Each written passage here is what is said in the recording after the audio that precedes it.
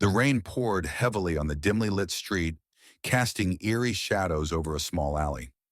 A young girl around 14 stood trembling under the streetlight, soaked to the bone. Clutching a crumpled piece of paper in her hand, her wide, fearful eyes darted around as she pleaded, "Officer, please, you have to listen to me. My father is in danger. They're going to kill him." The officer, standing tall in his pristine uniform, glanced down at her with a skeptical frown. "Kid, it's late. Go home before you catch a cold." "Stop wasting my time," he said, his voice cold and dismissive.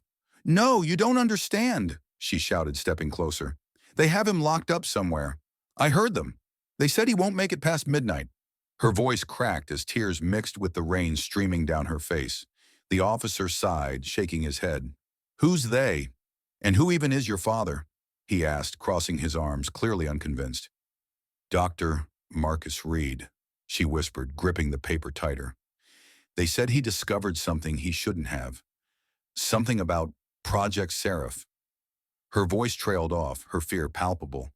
The mention of the name made the officer pause. He narrowed his eyes, leaning forward. "Project Seraph? Where did you hear that name?" he asked, his tone suddenly serious. I I can't explain right now," the girl stammered, stepping back nervously. "Please, you have to believe me.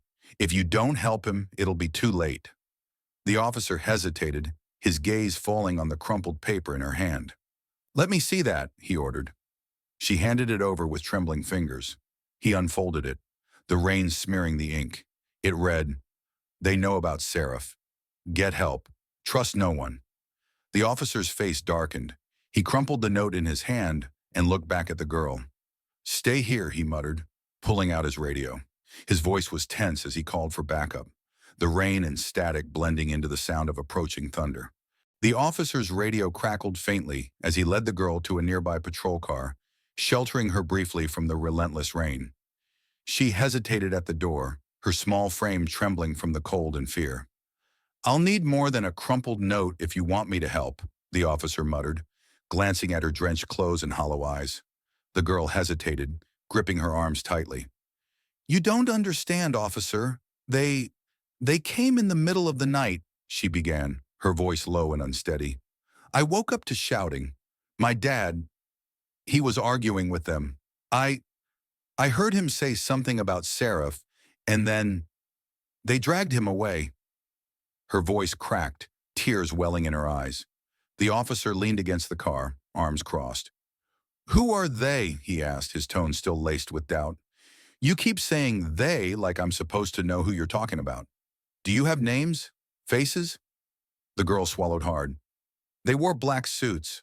One of them, he had a scar across his left eye," she said, her gaze darting around nervously. "I've seen him before, watching our house. They've been following us for weeks." The officer raised an eyebrow. "And you didn't think to call us earlier?" he asked, his skepticism growing. "This all sounds a little convenient, don't you think? Late-night kidnappings? Mysterious men in suits? What's next, UFOs?" Her fists clenched as anger flashed in her eyes. "I'm not lying," she snapped. "I didn't call because I didn't think anyone would believe me. And now they've taken my dad, and no one is listening." The officer sighed, rubbing his temple. "All right, let's pretend for a second that I believe you.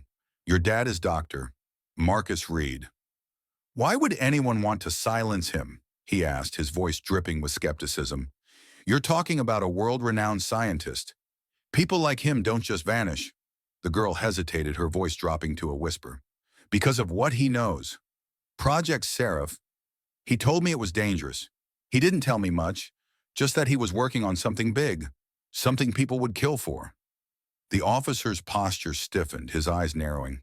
The name Project Seraph tugged at something in the back of his mind, but he couldn't place it. "And what about your mom?" he asked, deflecting the rising unease within himself. "Where is she in all of this?"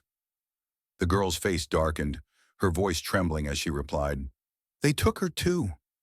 She tried to stop them, and they dragged her out with my dad." She looked down, her voice almost inaudible. "I was hiding in the closet. I heard everything." The officer's gaze softened for a moment before his professionalism took over. He straightened up, looking around the empty street. "All right," he said after a long pause. "If what you're saying is true, you're in danger too. You need to come with me." "No," she said firmly, stepping back. "I need to find my dad. You have to help me now. If we wait too long, it'll be too late." Her voice cracked with desperation, but her resolve was clear. The officer sighed heavily, glancing at his radio. He didn't want to admit it, but something about her story, her raw fear, the name Seraph, the scarred man, was beginning to unsettle him. Against his better judgment, he reached for his radio. "All right, kid," he said, his voice quieter now. "But you stay close to me. If this turns out to be nothing, I'm driving you straight home." As he called for backup, his mind raced with unanswered questions. Who was this girl? What exactly was Project Seraph? And why was the name starting to sound all too familiar? The patrol car pulled up to the house, its headlights cutting through the rain. The two-story home looked eerie and lifeless, the front door swinging slightly in the wind. The officer turned off the engine and looked at the girl, who sat trembling in the passenger seat. "Stay here. I'll check it out," he said firmly, his voice leaving no room for argument. The girl nodded, hugging herself tightly. "Be careful," she whispered, her voice barely audible over the pounding rain. The officer stepped out of the car, his boots splashing in the puddles as he approached the house. His flashlight illuminated the cracked windows and the broken door frame, evidence of a forced entry. The air felt heavy, and an uneasy silence hung over the property. Pushing the door open, the officer stepped inside. The living room was a mess, furniture overturned, papers strewn across the floor, and a faint metallic smell lingering in the air. His eyes scanned the scene, taking in the chaos. "Anyone here?" he called out, his voice echoing in the empty house. He moved cautiously, his flashlight casting long, eerie shadows. In the corner of the room, a broken picture frame caught his attention. He picked it up, recognizing the face of Dr. Marcus Reed, a familiar figure from the news. The man had been a trailblazer in artificial intelligence, known for his cutting-edge research. The officer frowned, his unease growing. He had dismissed the girl's story earlier, but now, seeing the state of the house, he wasn't so sure. As he stepped further into the room, his foot nudged something small and metallic. Bending down, he picked it up, a cufflink engraved with an unfamiliar logo. Turning it over in his hand, he noticed traces of dirt, as if it had been dropped in a hurry. Pocketing it, he continued his search, moving toward the kitchen. The kitchen was equally chaotic. A broken coffee mug lay on the floor, shards scattered across the tiles. A faint smear of blood trailed toward the back door, where muddy footprints disappeared into the rain-soaked yard. The officer's jaw tightened as he clicked on his radio. "This is Officer Daniels. I'm at the location. No sign of suspects. Requesting backup for further investigation," he said, his tone tense. Meanwhile, the girl sat in the car, her eyes darting nervously between the house and the rain-slicked street.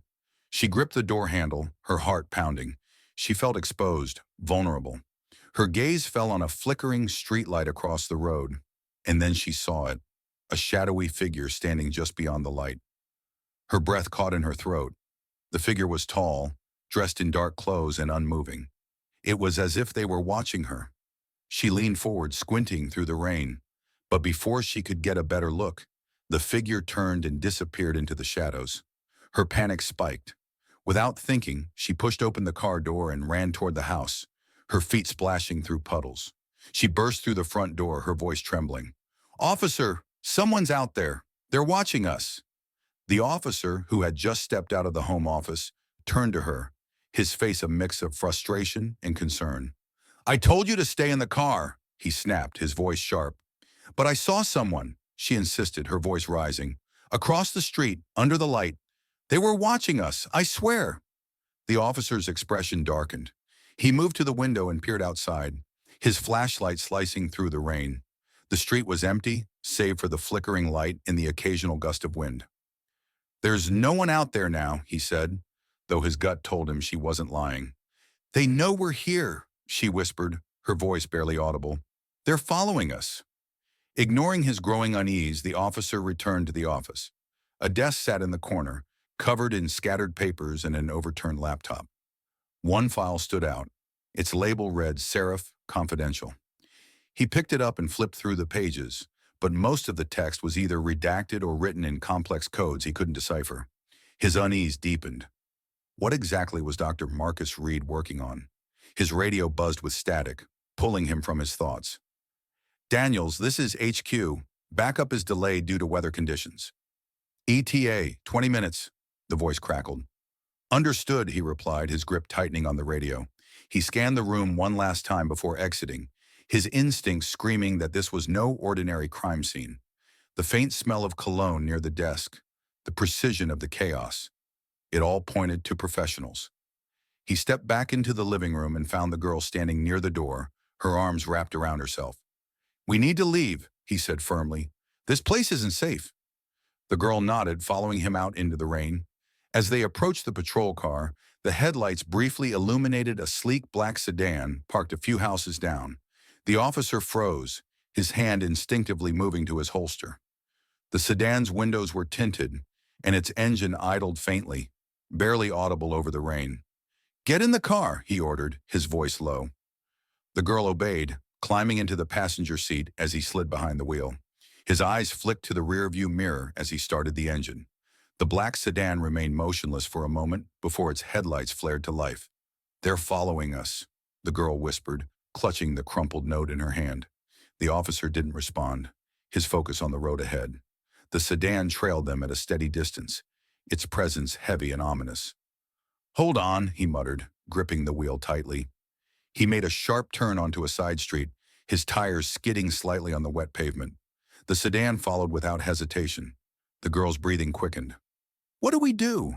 What if they catch us? She asked, her voice trembling. They won't, the officer said, his tone firm. I won't let them.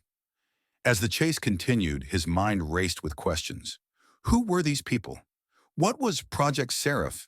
And how far would they go to keep their secrets buried?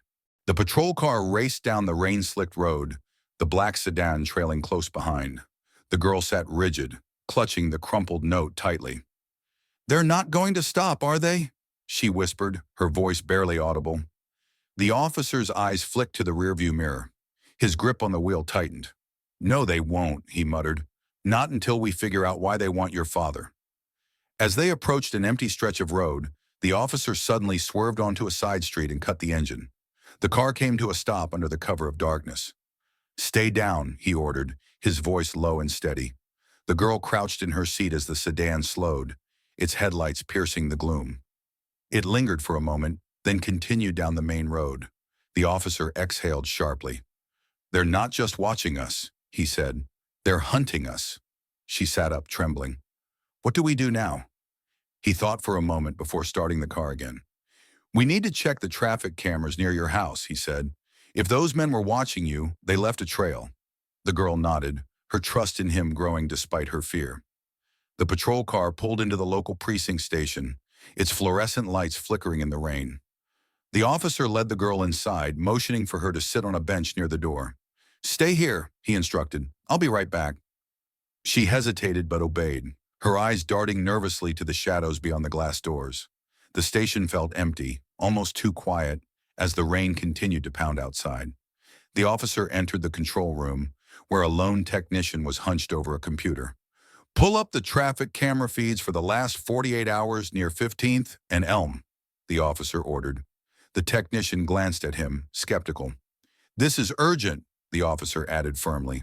The technician sighed but complied, tapping keys until grainy footage flickered onto the monitor. The officer leaned closer, scanning the screen. Stop, he said suddenly, pointing to the time-stamped video. On the screen, a black sedan sat parked outside the girl's house. Two men stepped out, one tall and broad-shouldered, the other with a distinctive scar running down his left eye. Zoom in, the officer said. The technician adjusted the image, and the camera focused on the man's cufflink, a sleek silver design engraved with an unfamiliar logo. The officer's mind raced. He had seen that same logo earlier, engraved on the cufflink he'd found in the house. Print this frame, he ordered, and save the footage. Back in the lobby, the girl sat frozen, her knees pulled to her chest.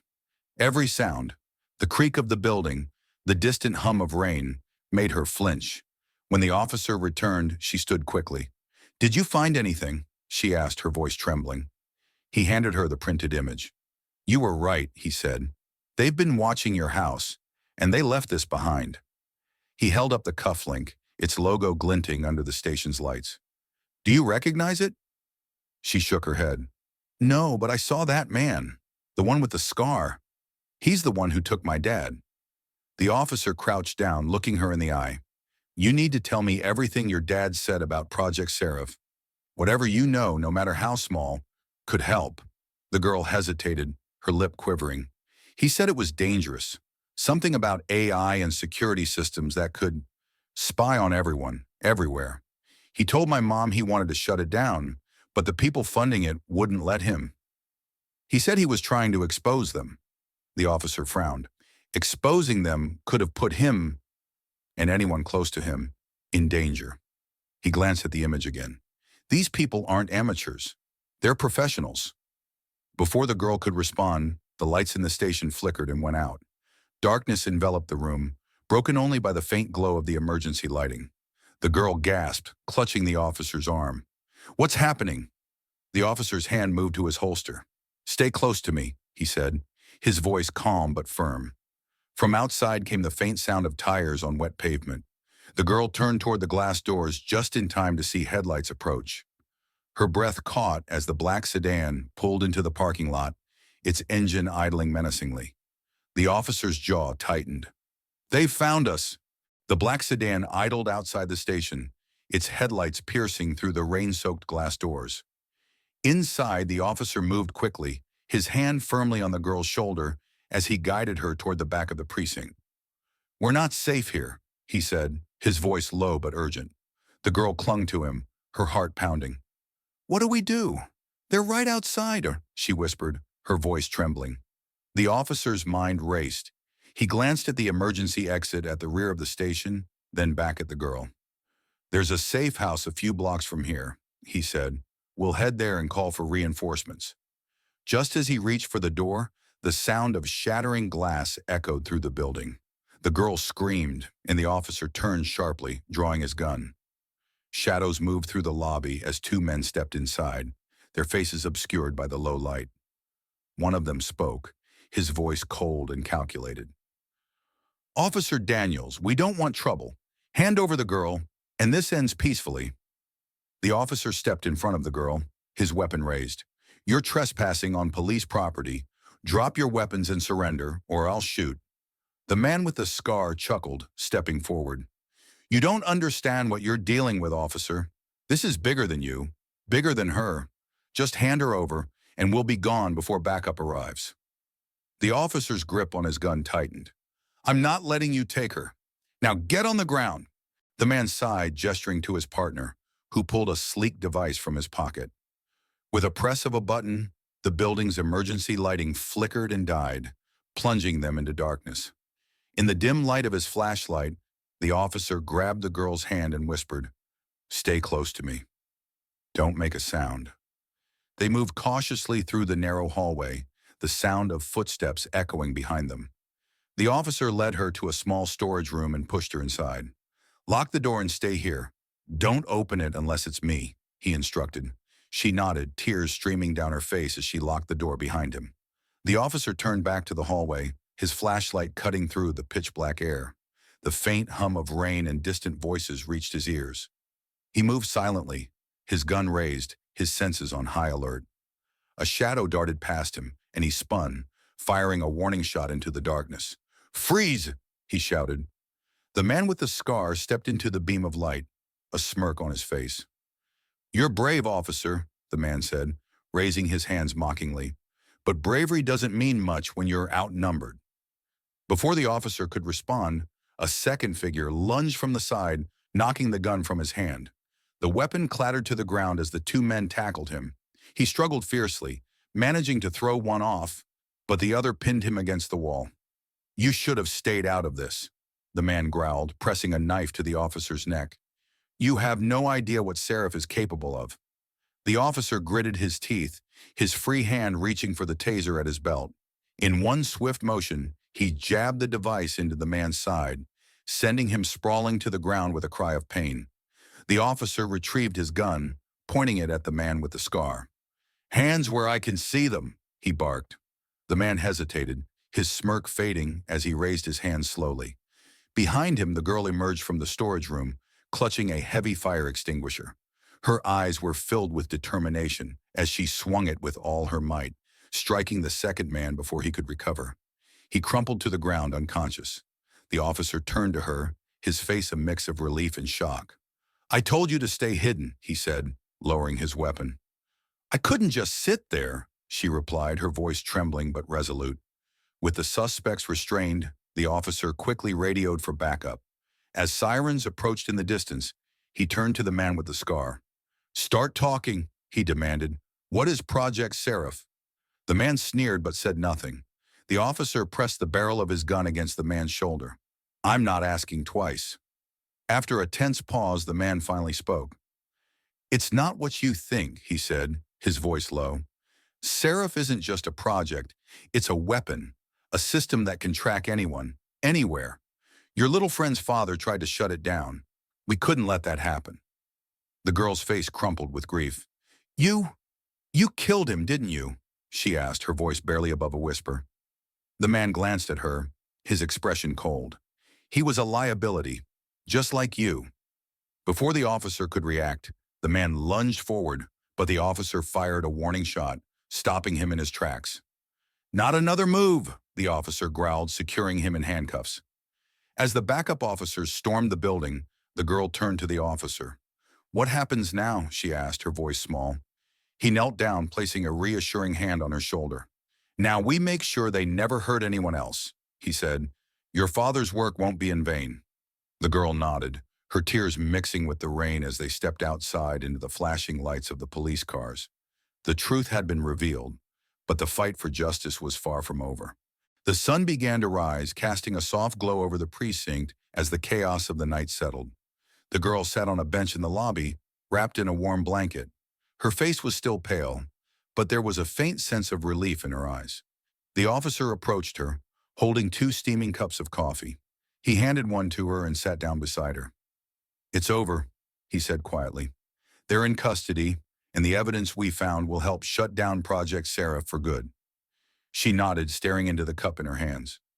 "What about my dad?" she asked, her voice barely above a whisper. The officer hesitated, then placed a reassuring hand on her shoulder. "He made a brave choice to protect people, and because of that, you're safe. His work will help us stop them from hurting anyone else." Tears welled in her eyes, but she managed a small, grateful smile. "Thank you," she said, "for believing me, eventually." The officer chuckled softly, his expression a mix of regret and admiration. "I should have listened to you from the start. I let my assumptions cloud my judgment, and for that, I'm sorry." She looked at him, her eyes steady. "You listened when it mattered," she said. "That's what counts." Outside the precinct, the rain had stopped, and the first rays of sunlight illuminated the wet pavement. The officer stood as backup cars began to leave, nodding to his colleagues. Turning back to the girl, he knelt to her level. "You've been through a lot, but you're stronger than most people I know," he said. "Don't let anyone tell you otherwise." The girl smiled, her spirits lifting for the first time in days. "I won't," she said firmly. As the officer watched her leave with a social worker who would help her find a safe place to stay, he reflected on the night's events. He thought of the moment she had walked into the rain, trembling yet determined to be heard. She had trusted her instincts when no one else would. He sighed, adjusting his badge as he stepped into the morning light. "Never underestimate the voice of someone who's fighting for the truth," he murmured to himself, "even if it comes from the smallest voice. Sometimes the smallest voices hold the biggest truths."